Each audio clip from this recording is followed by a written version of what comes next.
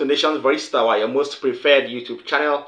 That hub that keeps you updated on things happening in the political system in Nigeria and abroad. Now, my name is Angelo, your anchor, and I have something hot. There has been a viral news going on since we woke up, and this will shock you.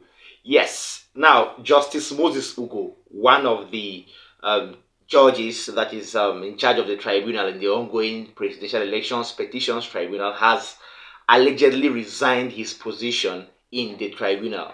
All right. Now, in as much as this particular news has been trending for the past 1 to 2 hours, the appeal court have come out to say that this particular news is fake. They have come out to debunk this information. All right. But no matter the issue at hand and whatever it is that happened and surrounded the alleged resignation or the rumors that is behind the resignation of Justice Moses Ugo, there is no smoke without fire. Now, the Englishman has once said, and I dropped the adage too, that in every rumor there is an iota of truth or a scintilla of truth. Yes. So, if the appeal court have officially come out to debunk the authenticity of this news, that is fine and we understand, all right? But the first viral outbreak had it that Justice Moses Ugo actually resigned over issues that seem to threaten or undermine the democracy of Nigeria. Now, this particular piece of information also had it that Justice Moses Ugo resigned over issues pertaining to transparency in the tribunal, the ongoing presidential elections petitions tribunal at the Court of Appeal. And then over again, the Court of Appeal came out to officially say, this is wrong, this is fake news, disregard. That is fine. So we hope that is fake news because an activist and barrister, one Mr. Deji Adeyanju, came out to debunk the news and called it fake news and all. So let's hope it is left at the level of it being fake news. So that is that on that particular update. Yes, yesterday was the 62nd birthday of Peter Gregory Obi, the presidential candidate of the Labour Party in the last general elections. Now, in commemoration of his birthday, there was a small, let's say, get-together in Abuja, and lots of dignitaries were in attendance. Now, one of these is Kenneth Okonkwo, counsel to the Labour Party, and then one of the members of the Labour Party and Obideti Presidential Campaign Council. He addressed the crowd in that birthday get-together, and what he said was mind-blowing. You know him, he always speaks for the truth and tries to make one or two ends meet, even though they don't seem to meet. So let me allow you watch Kenneth Okonkwo while he spoke of the Tinibu's administration, which you know he will not always approve. So stay tuned. Kenneth Okonkwo next. And you give them 8,000 naira. I'm just here to tell you the inevitability of a P2B coming in. Because Nigeria is heading towards the precipice and will trip if a man of competence, character, and capacity is not allowed to take over the throne. This movement is not about Obi. It's a movement about a new Nigeria built on competence, on character, and on capacity.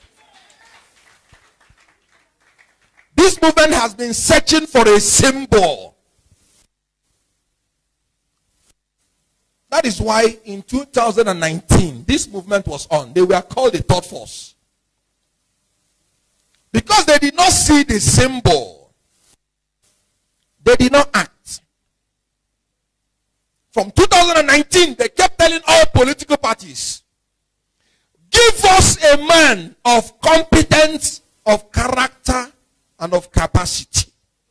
They were telling every party, telling you they are not partisan. They are not interested in tribe. Not interested in religion. They are interested in equity, justice, and fairness. That must govern must govern in the fear of God. Transactional leadership is gone in Nigeria. Possible because of that we refuse to be bought. When they say everybody has a price, yes, I have a price. My price is new Nigeria. Give it to me and I will follow you. My own followership is not blind. I'm not following Obi blindly. This is a man when we're campaigning. If we are eating granite, that's what he's eating. Wherever we are sleeping, that's where he's sleeping. When we are trekking, he is in the front trekking. When such a man tells me to... All right, that is that, and I hope you really got it straight there. He's against everything, including the 8,000 naira palliative that has been a promise to be given by the presidency to 60 families or to 120 million families, you know, and so on in the next 5 months. Well, that particular one is just seeming to be a scam, because all of us are looking at how authentic it is and how feasible it is to give just 8,000 naira to a family for 6 months. What will they do with 8,000 naira? What can 8,000 naira do for a family that is living below the level of $1 per day? Okay, so, well, that is left for the economists to analyze this and explain this to the presidency and its cabinet members. Now, lastly, before I go further, let me urge our viewers, both old and new, don't forget to like our videos. Don't also forget to drop a comment for us in the comment section, so we'll know what you think about what we're doing here. Then, if you're an incoming subscriber, always remember to tap the subscribe button so you become one of us. And then if you're already here, yes, you know what I will ask you to do. Please tap the notification bell so you're going to be the first with first-hand information anytime we drop new videos. Thank you so much for keeping faith with us. Finally, I have a petroleum, oil and gas analyst, Balazaka, who is so popular for his brief and authentic analysis on oil and gas. Now, he has said the government is responsible for any economic breakdown that has befallen Nigeria in the last 2 months. Now, Balazaka, who is a professional and an expert in oil and gas analysis, has said that Nigeria is on the wrong track in its economic stage as it is now, because Nigeria is heading for doom if this is the type of economy that Nigeria wants to run. So let me allow you watch the video and you watch that interview where Balazaka had to say things as they are. Well, I can tell you straight away that the entity responsible in this context is the government. And as far as I am concerned, it is the government.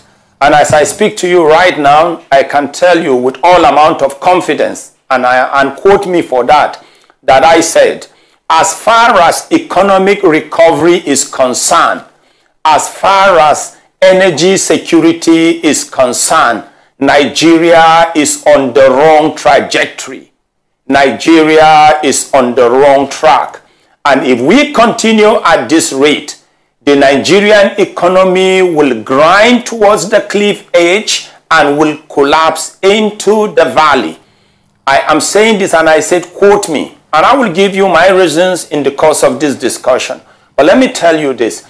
As far as I am concerned, I have been monitoring the chronology of errors on the side or on the part of our political and economic leaders. And when the errors became so many, I then started noticing some level of consistency in the errors. And after a while, the only conclusion I arrived at was to graduate these errors to deception. And I have no, honestly, apologies for that. It's very, very clear that we have economic vampires. We have economic marauders, and we have economic traitors on the part of crystallization that should really bring Nigeria out of the woods. I'm telling you this because as we speak right now, I'm happy we have a new sheriff in town. But like probably a week before we got the new sheriff in town, or at the twilight of the immediate past government, many of us knew that subsidy has been removed on the price of diesel. And the only thing we noticed was the collapse in strategic industrial sectors, strategic commercial sectors, and strategic domestic sectors. We noticed that it was very clear that subsidy was removed on the price of aviation fuel. The only thing we noticed was massacre in the aviation sector, cancellation of flights and continuous and mass delays. We didn't benefit anything. Subsidy was also removed on the price of kerosene. At the twilight of the exit of the immediate past government, some of us advised the incoming government that there was only one product remaining. And we made the government to understand that the economy of Nigeria was already prostrate. Nigerians were already groaning. Individuals and corporate citizens were in pains. And we said the only product that was remaining was PMS. And we were going to appreciate it if the government understood the concept of subsidy and didn't remove it. But everything in the air then was people or the praise singers were only looking at the savings by removing subsidy on the price of PMS. And some of us were telling them that you are only looking at how much you are going to save. What about the cost of the anarchy and the calamities that you will cause to Nigerians? And it appears nobody listening. But I'm sorry to say that it is very, very unfortunate that when a king or when kings speak, their words are laws. And if subjects try to go against the words of the kings, it will look as if they are going against the laws of the land and they are going against the kingdom. I think that's the dilemma we found ourselves in right now. But I can tell you, the only way back or the only way to make progress is by retracing our strategies. We just have to recalibrate our strategies. If not, Nigeria will be in deep trouble. All right, thanks so much. That is that video coming from our platform there. I hope you enjoyed our times together. Well, the economy of Nigeria is going down every day. Things cost more than they should. And the naira per dollar is becoming something else. The naira to other foreign currencies has risen and is rising to a value that we don't really understand. The stock exchange market is becoming something that has not befallen the country in the past 15 years. So what do we say or make up about this? Because really, if you ask me, I would say our economy is really going down the drain and might really crumble to the top of a cliff down to a valley if we don't really do something about this.